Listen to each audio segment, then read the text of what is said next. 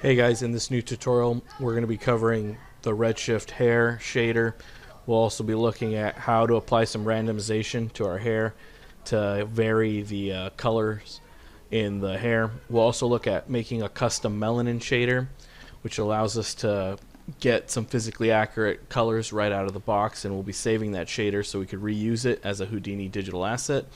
We'll also be looking at using and installing the new MOPs system, which is a really great free node set that was created to help finish repetitive tasks that are found to be common in motion graphics workflows. We'll also be learning how to apply motion blur and get the instancing to work correctly with Redshift. So thanks again for everybody supporting my Patreon. I look forward to seeing any cool stuff you guys make. Thanks.